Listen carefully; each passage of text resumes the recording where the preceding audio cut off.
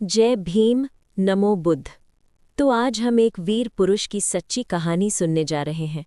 तो देखिए, भीमा कोरेगांव का युद्ध, वीरता, आत्मसम्मान और इतिहास की एक अमर गाथा। भीमा कोरेगांव का युद्ध भारतीय इतिहास में एक अत्यंत महत्वपूर्ण और प्रेरणादायक घटना मानी जाती है। ये युद्ध 1 जनवरी 1818 को पुणे के पास भीमा नदी के किनारे बसे एक छोटे से गांव कोरेगांव में हुआ था।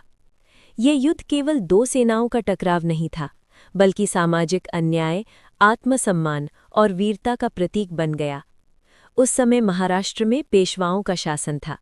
पेशवा बाजीराव द्वितीय मराठा साम्राज्य के प्रमुख थे। ब्रिटिश ईस्ट इंडिया कंपनी धीरे धीरे भारत में अपना प्रभाव बढ़ा रही थी। मराठा साम्राज्य और अंग्रेज़ों के बीच कई संघर्ष हुए।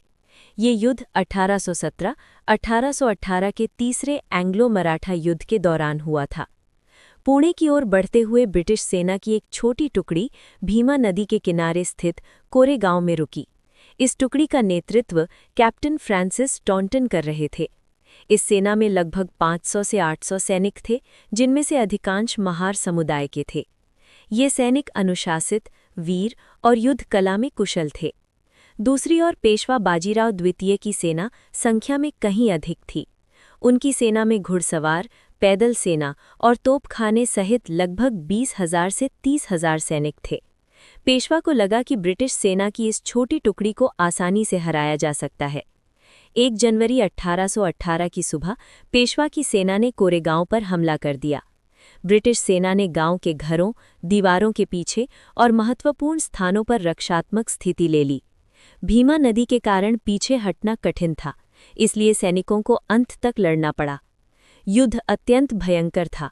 पेशवा की सेना ने बार बार आक्रमण किया, लेकिन ब्रिटिश सैनिकों ने बड़े अनुशासन और साहस के साथ उनका सामना किया। महार सैनिकों ने विशेष वीरता दिखाई। घायल होने पर भी उन्होंने अपने हथियार नहीं डाले। कई सैनिकों ने अपने प्राणों की आहुति दी, लेकिन शत्रु के सामने आत्मसमर्पण नहीं किया। दिन भर चले युद्ध के बाद पेशवा की सेना को अपेक्षित सफलता नहीं मिली। ब्रिटिश सेना डटी रही। भारी संख्या में हताहतों और ब्रिटिश सेना के प्रतिरोध को देखते हुए पेशवा की सेना अंततः पीछे हट गई। संख्या में कम होने के बावजूद ब्रिटिश टुकड़ी बच गई, जो इस युद्ध की मुख्य विशेषता थी। इस युद्ध के कुछ दिनों बाद पेशवा बाजीराव और अन्य लोग पराजित हो गए और पेशवा वंश का अंत हो गया। ये मराठा साम्राज्य का अंतिम चरण था।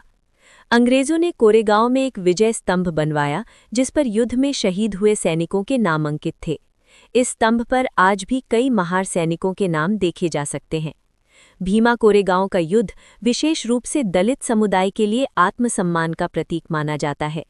इस समुदाय के सैनिकों ने, जिसने लंबे समय तक अन्याय, अस्पृश्यता और अपमान सहन किया, इस युद्ध में असाधारण वीरता दिखाई।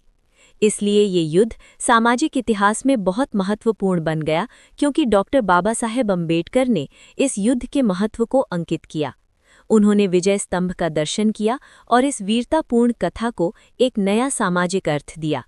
इस कहानी को तब से हर वर्ष 1 जनवरी को हजारों लोग भीमा कोरेगांव में इकट्ठे होते हैं, शहीद सैनिकों को श्रद्धांजलि देने के लिए।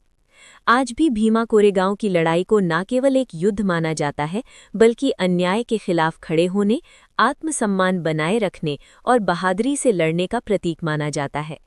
ये कहानी हमें बताती है कि भले ही हम संख्या में कम हों, साहस, अनुशासन और आत्मविश्वास से इतिहास रचा जा सकता है। भीमा कोरेगांव की लड़ाई महाराष्ट्र और भारत के इतिहास में एक अमर वीरतापूर्ण कहानी है, जो आने वाली पीढ़ियों को प्रेरित करती रहेगी। ऐसी कहानी सुनने के लिए हमारे चैनल को सब्सक्राइब करें और हमारे चैनल पर हर शाम 5:30 पर वीडियो आते हैं।